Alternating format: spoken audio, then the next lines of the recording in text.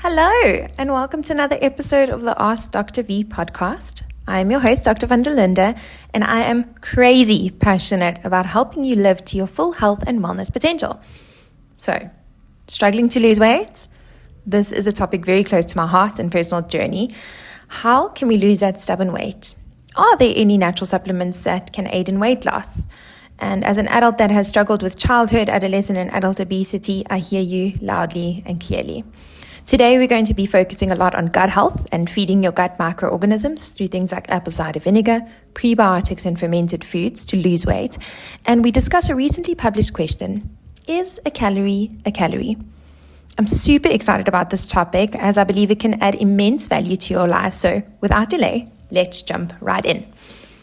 One of the earliest memories that I have as a child in primary school is of kids teasing me because I was severely overweight and definitely in the obese category. And it's something that has sort of shaped my self-worth and identity throughout the years. So if that is you, I just first of all want to say I hear you, I feel you, and I'm so sorry if you too were bullied. But I'm so excited that we get to learn more about this topic, about things that really, really help. And I want to provide you with evidence-based medicine. There are a lot of companies worldwide. I mean, if we look at the weight loss industry, it's worth $260 billion at the moment. So there's a lot of companies worldwide that claim that they have a silver bullet, that want to help people lose weight. And each of them will say that their one product is the best one. But I want to show you there is unfortunately no silver bullet. There are a lot of things we can do, natural supplements we can take, lifestyle changes, which you'll hear me speaking about later. But there are things that are effective.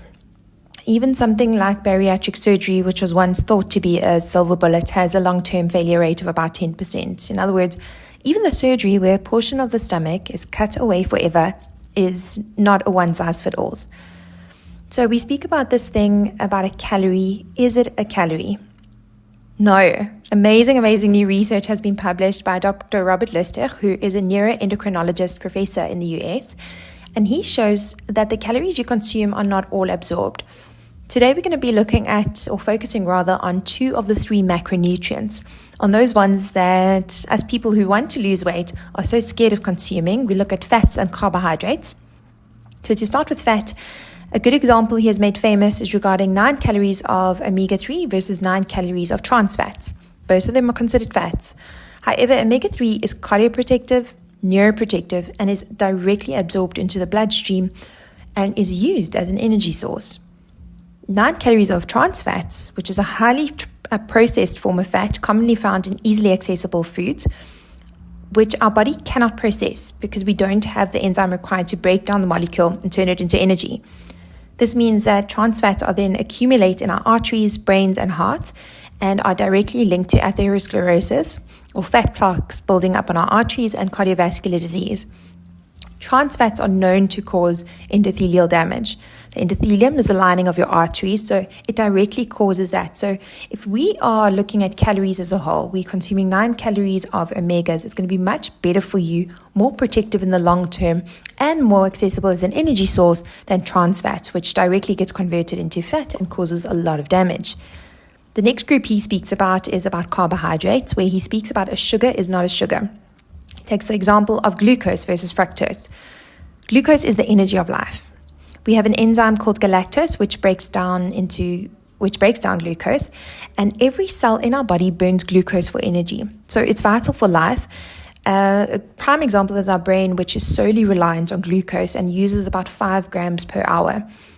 It can use other sugar molecules like ketones, but it doesn't work optimally. That's why I'm not a fan of things like the Banting diet or of ketosis, because the brain doesn't function optimally on using ketones. It functions optimally on using glucose. Not to be confused with table sugar. A lot of people call that glucose. That is not glucose. That is sucrose and fructose. So not the same thing. Glucose is found in other foods, but very, very important to not be scared of glucose because we actually need it. We need it for things like hormonal balance and the formation of hormones. Glucose causes increased potency of hormones including thyroid, estrogen, progesterone, and testosterone hormones. These are usually out of balance, and we often wonder why, and I could postulate one of the reasons is because we're not getting enough glucose. Its antagonist is fructose, which is the enemy of life. Fructose is extremely sweet and is found of 73% of all foods found in the food industry. If we had to go into our local grocery stores and remove all the products with fructose in, we would only be left with 20% of foods on the shelves. How crazy is that? It's actually ridiculous. Fructose is known to be addictive and activates the nucleus accumbens or reward center in the brain, which we spoke about in our sleep episode, in the same way that cocaine, heroin, and nicotine do. It's something that we don't need, and we have a limited capacity to process it. What's a crazy statistic is to know that since the beginning of the last century, so in the last few years, our consumption of fructose has increased by 25-fold. It's insane. What it does and why it's so bad is, again, we can't really process it. It also inhibits 3 enzymes that enable normal mitochondrial function. Just as a reminder, mitochondria is the energy-producing organelle of a cell. So in other words, fructose inhibits energy production. So when you eating or consuming foods high in fructose, you're unable to make energy for your cells, causing you to be tired and lethargic. And as we know, when the body is tired, it craves more carbohydrates. So it sends you into this terrible eating cycle of binge eating, of consuming high fructose containing foods, again, because of that addictive property, and it mitigates the energy production in cells. It also has a cumulative effect. So one packet of a highly processed food with high fructose levels in it isn't going to kill you, but a decade worth of consistently consuming these foods will definitely increase your comorbidity risk, such as diabetes, high blood pressure or hypertension, and high cholesterol. Just to quickly touch on the macronutrient protein, why we're such a fan in terms of weight loss efforts is we need to remember 10% of everything we eat goes to maintaining our normothermic temperatures. In other words, our normal state of being and homeostasis. When we consume protein-dense food, more energy is required to convert it into ATP and maintain normothermic temperatures. So when you eat high protein-dense foods, we burn more energy into creating usable energy than the groups of carbohydrates and fat. So we actually burn calories by consuming protein.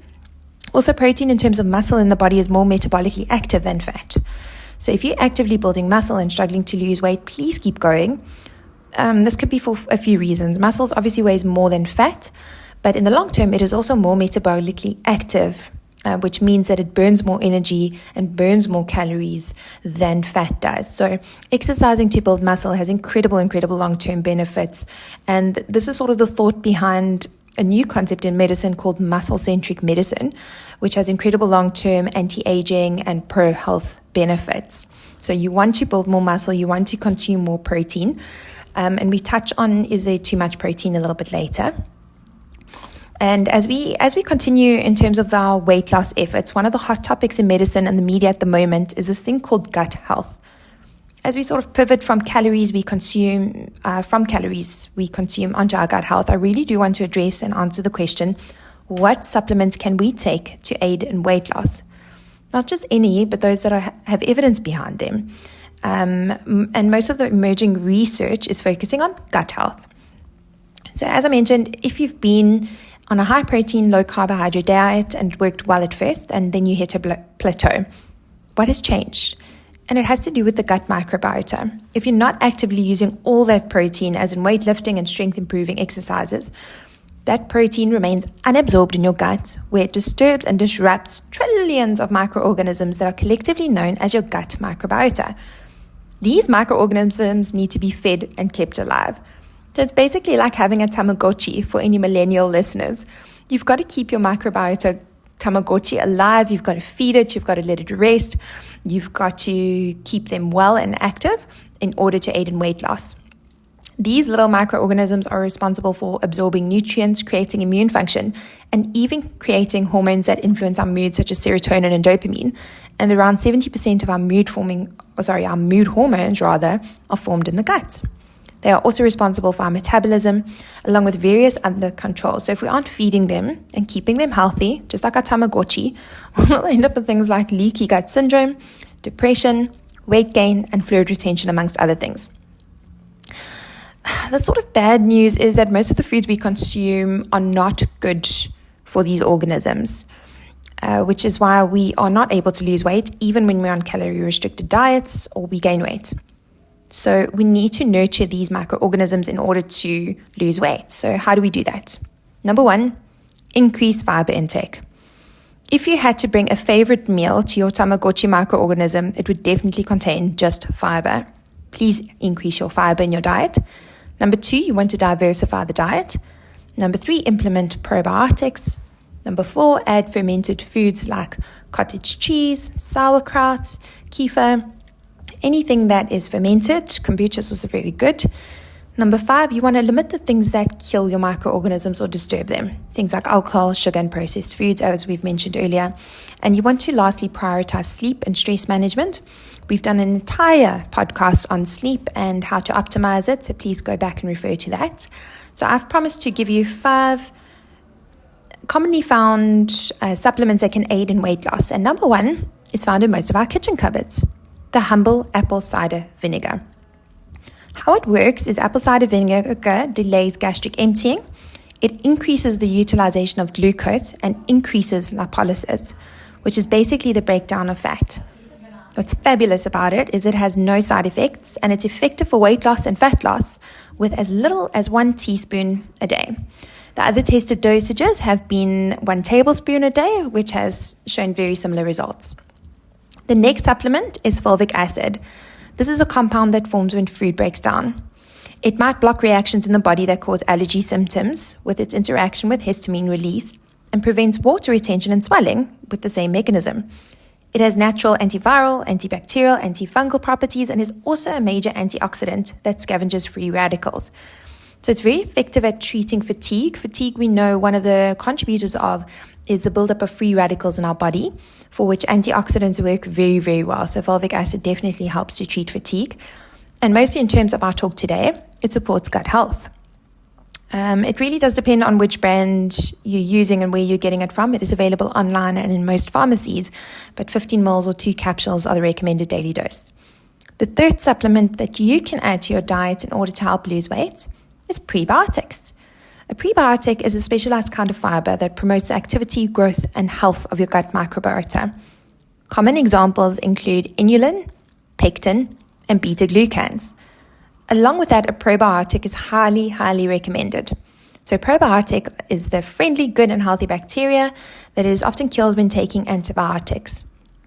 So please remember, if you have a severe infection necessitating antibiotics that your doctor has prescribed, please always take a probiotic with it. You want to be replacing those good bacteria that helps keep your gut nice and healthy for various reasons. Obviously, we know your immune function, your mood function, weight loss is all pivoting on these microorganisms. So they really play a huge part in terms of our overall health. A symbiotic is a combination of a prebiotic and probiotic, and companies like Avida have a really, really nice one available on the market. Again, available online and in some pharmacies. The last supplement that you could add to your daily routine is collagen to help lose weight. It is the most abundant protein found in the human body, and production thereof, as we know, starts decreasing from the age of around 25. So perhaps you've been struggling to lose weight and your hormones are all fine, but you're sort of in your 30s and you're not sure what's going on. It used to be easier. Could be to do with collagen. You need some collagen. So we know that collagen is very important in skin structure, bone structure, joint health, and cartilage, but it also helps to heal the gut. It contains essential amino acids that assist in repairing the gut lining damaged by foods mentioned earlier. Best of all, it directly feeds the gut microbiome by providing essential nutrients. So our gut microbiota is able to effectively absorb nutrients, process foods, maintain glycemic control, and help you lose that weight that you're struggling with. We could go on and speak about prescription medications, but as I say, there is no silver bullet, and there are lots and lots and lots available that can be discussed with your healthcare practitioner. But I hope this has been helpful to you. It's definitely something that I've needed to hear and learn more about. So I hope it has been helpful. And if it has, it would mean the world to me if you shared it with someone in your world that might benefit. And I love hearing from you. So please rate and review this show. It helps us to reach more people and to serve more people with these informative topics. I'm looking forward to seeing you again in 2 weeks' time. We will cover another topic that will help you to fulfill your health and wellness potential. Until then, take care.